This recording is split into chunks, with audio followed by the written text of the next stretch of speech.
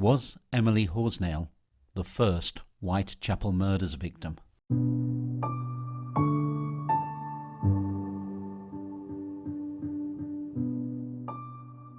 Although today we have the rather tidy concept of the canonical 5 victims, it is highly unlikely that Jack the Ripper did in fact only have 5 victims.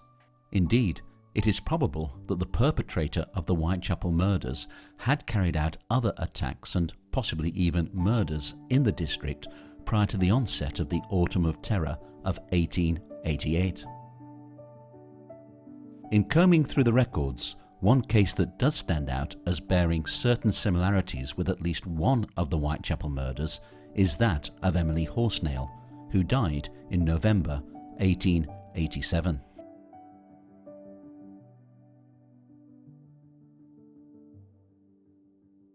This is the Flowerendine estate located between Wentworth Street and Fashion Street. It is a pleasant though unremarkable enclave of streets, squares and nondescript roadways, and there is nothing here to suggest that it stands on the site of one of the Victorian East End's most notorious quarters. For on this site in the 1880s stood a sequence of streets that had such a reputation for vice and villainy that at one stage or another each one of them had achieved the accolade of being referred to as the worst street in London by the Victorian newspapers.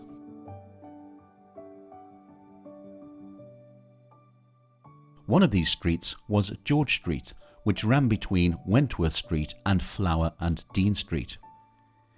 It would be in this thoroughfare that the first 2 Whitechapel murders victims, Emma Elizabeth Smith and Martha Tabram, would be residing at the times of their murders in 1888.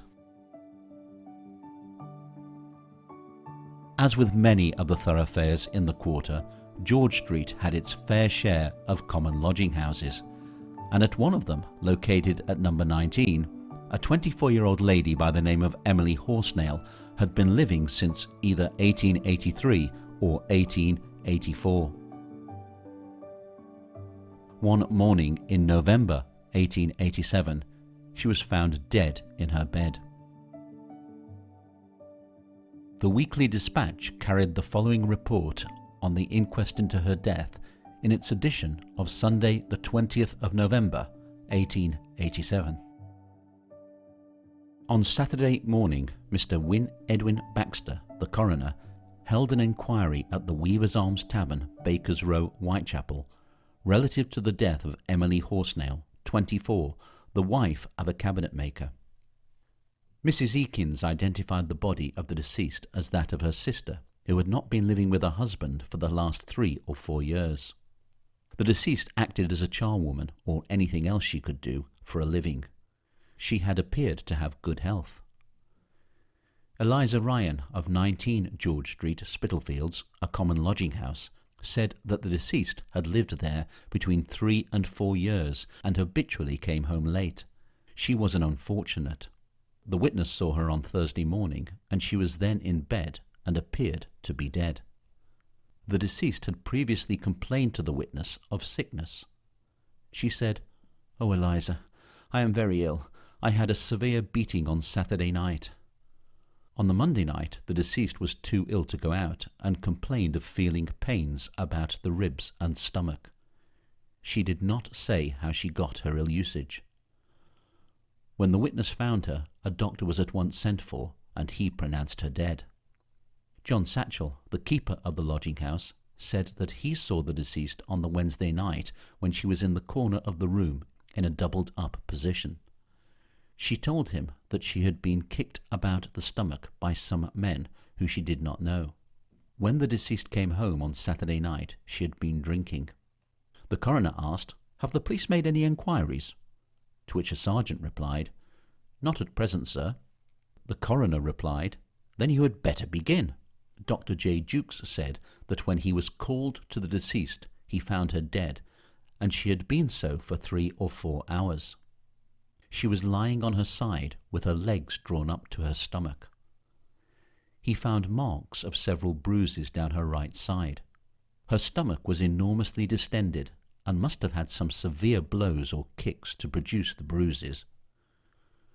The distension was probably caused by peritonitis or inflammation of the intestines, and she must have been ill for some days to have produced so much distension.